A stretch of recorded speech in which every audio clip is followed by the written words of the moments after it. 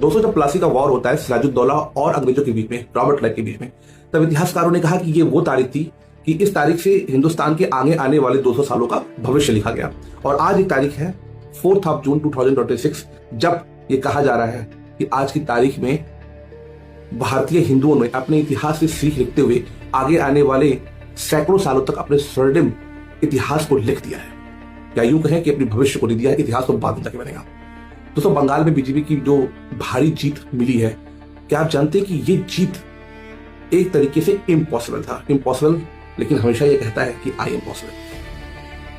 आजादी के बाद से अगर आप देखिए 1947 से लेकर अब तक, चाहे वो कम्युनिस्ट पार्टी रही हो या उसके बाद लेफ्ट, कांग्रेस, टीएमसी, कोई भी रही हो, लेकिन बंगाल में उनकी पॉलिसीज हमेशा एक ही तरीके से चली। माइनॉरिटीज को अपीज करना, इंडस्ट्रीज को बाहर करना, लेबर राइट्स के नाम पर पूरे स्टेट का तमाशा बना देना। और वो बंगाल जो कभी पूरे एशिया का सरताज हुआ करता था, वो कलकत्ता जो कि ब्रिटिश एम्पायर का एक तरीके से सेकंड कैपिटल सिटी हुआ करता था, वो पूरी तरीके से रियूंड हो गया। आज फिर से जो इतिहास में हिंदुओं ने गलतियों को दोहराया है, बंगाली हिंदू भाई बहनों को मैं बहुत बधाई देना चाहूंगा कि इतिहास से सीख लेते हुए, हिम्मत दिखाते हुए आप लोगों ने जो भारी वोटिंग की है और भारी वोटिंग से जो बीजेपी को जिताया है, इसके लिए आप सभी लोगों का नाम इतिहास में स्वर्णिम अक्षरों से लिखा जाना चाहिए। क्योंकि दोस्तों, हालात जो है देश के, अगर उसे आप गौर से देखें तो जितना ही ज्यादा महत्वपूर्ण है इस समय देश में लोकसभा का चुनाव बीजेपी के लिए, उससे ज्यादा महत्वपूर्ण है इसमें बंगाल का चुनाव। बंगाल एक ऐसा स्टेट है जिसके बॉर्डर्स बांग्लादेश से लगते हैं। और मैं आपको एक बात बता दूं कि ये जो इम्पॉसिबल सा टास्क मोदी जी ने किया है, अमित शाह की जोड़ी और मोदी जी ने किया है बंगाल में, ये ऐसा नहीं है कि ये इम्पॉसिबल करने के बाद आगे उनके सामने चैलेंजेस नहीं है। अगर मैं सच बात बताऊं तो अब तो असली चैलेंज वहां पे शुरू हो रहा है। अगर आप बंगाल की परिस्थितियों पर नजर डालेंगे तो ऐसा नहीं है कि टीएमसी का सुपड़ा साफ हो गया है।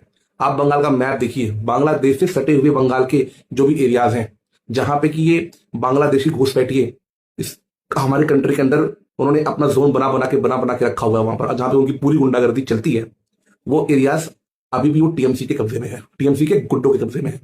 और इलेक्शन के बाद वहां के हिंदुओं की सेफ्टी और सिक्योरिटी, ये बहुत बड़ा चैलेंज है हमारी बीजेपी गवर्नमेंट के लिए। और प्लीज बीजेपी से हम ये कहना चाहेंगे कि आप भी अपीजमेंट की पॉलिसी पे मत चलिएगा। कहीं ऐसा ना हो कि आप चुनाव जीत करके कि हम उन्हें कुछ नहीं बोलेंगे, हम उन्हें कुछ नहीं छेड़ेंगे, आप भी अपीजमेंट की पॉलिसी पे चलते हैं, ऐसा नहीं होना चाहिए। तो चैलेंजेस आपके सामने बहुत हैं। सबसे बड़ा चैलेंज ये है कि बांग्लादेशी जितने घुसपैठिए हैं वो हमारे कंट्री के अंदर ना आ पाए। जो बॉर्डर पे फेंसिंग का कार्य रुका पड़ा है, जिसके लिए आप ये बोलते थे कि बंगाल की ममता सरकार उस फेंसिंग को नहीं करने दे रही है, टेक्निकल रीजंस की वजह से कुछ ना कुछ बखेड़ा खड़ा करती है, वो आपको करना ही करना है। उसके बाद हिंदुओं की सिक्योरिटी, आफ्टर द इलेक्शन हिंदुओं की